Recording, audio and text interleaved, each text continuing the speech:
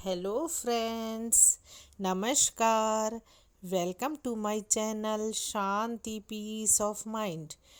आज आमल की एकादशी की कथा आप और हम मिलकर सुनते हैं। होलिका दहन के 4 दिन पूर्व फाल्गुन के शुक्ल पक्ष की इस एकादशी का नाम आमल की एकादशी है। इन दिनों आंवले के वृक्ष में भगवान का निवास रहता है, इसीलिए आंवले के वृक्ष के नीचे बैठकर भगवान की पूजा करने और आंवला खाने तथा दान करने का विशिष्ट महत्व है। महर्षि वशिष्ठ जी और महाराज माधाता के मध्य संवाद के रूप में है इस एकादशी की कथा।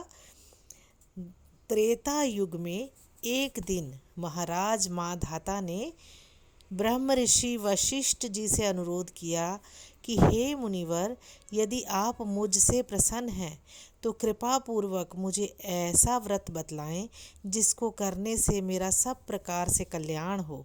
महर्षि वशिष्ठ ने उत्तर दिया, हे राजन, यूँ तो सभी व्रत उत्तम हैं, परंतु इनमें सर्वोत्तम है आमल की एकादशी व्रत। फाल्गुन मास के शुक्ल पक्ष की इस अमाल की एकादशी का व्रत करने से सभी पाप नष्ट हो जाते हैं। इस व्रत को करने से 1000 गायों के दान के बराबर पुण्य प्राप्त होता है। इस बारे में एक कथा मैं आपको सुनाता हूँ। चलिए ध्यानपूर्वक सुनिए।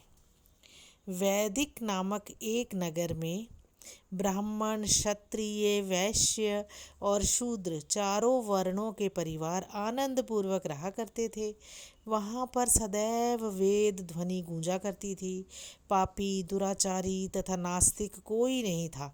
उस नगर में चैत्र रथ नाम का चंद्रवंशी राजा राज्य करता था।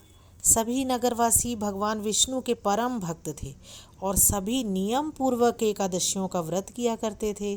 प्रत्येक वर्ष के समान फाल्गुन मास के शुक्ल पक्ष की आमल की एकादशी आई। उस दिन राजा, प्रजा तथा बाल वृद्ध सब ने हर्षपूर्वक व्रत किया।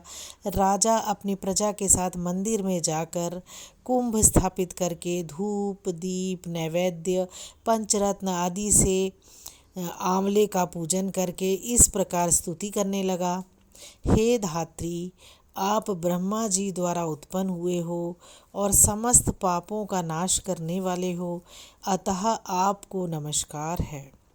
अब आप मेरा अर्घ्य स्वीकार करें। आप रामचंद्र जी द्वारा सम्मानित हो। मैं आपसे प्रार्थना करता हूँ कि आप मेरे समस्त पापों को समूल नष्ट कर दें। मंदिर में सब ने रात्रि को जागरण किया। रात के समय वहाँ एक बहेलिया आया जो अत्यंत पापी और दुराचारी था। वह अपने कुटुंब का पालन जीव हिंसा करके किया करता था। उस दिन उसे कोई शिकार नहीं मिला, अतः निराहार रहना पड़ा। भूख तथा प्यास से अत्यंत व्याकुल वह बहेलिया मंदिर के एक कोने में बैठ गया और विष्णु भगवान तथा एकादशी महात्म की कथा सुनने लगा।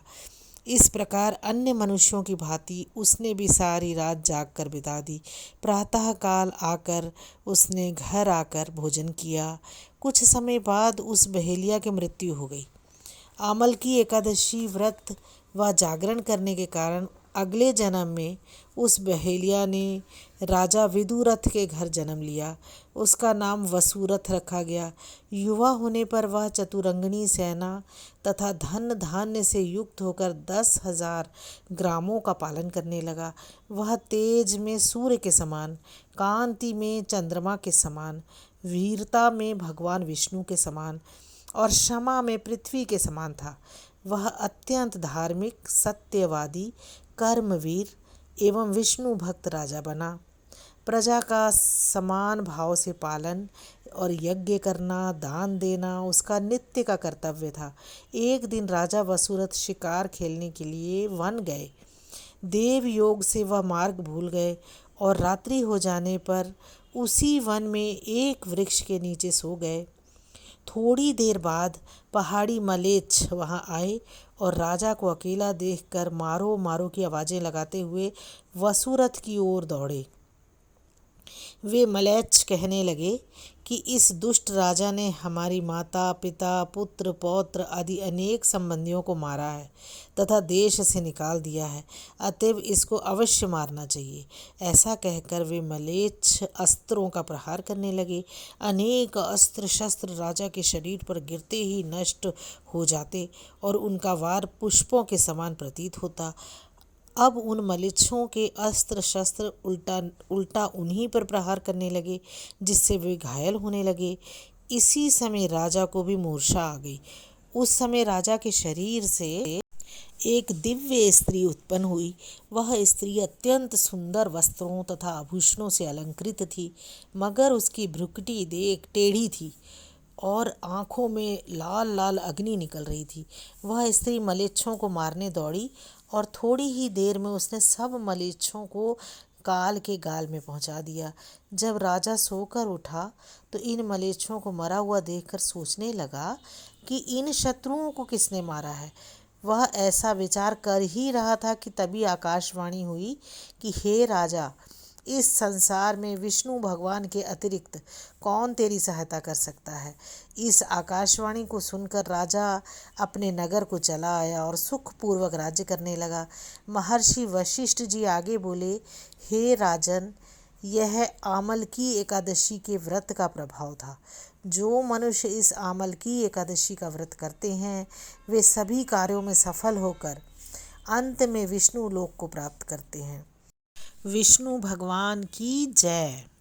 हाँ दोस्तों, अगर अभी तक आपने मेरे चैनल को सब्सक्राइब नहीं किया है तो सब्सक्राइब कीजिए, इसे लाइक कीजिए और दोस्तों में भी शेयर कीजिए। मैं बहुत अच्छी जानकारी आपके पास लेकर आती रहूँगी। Thank you.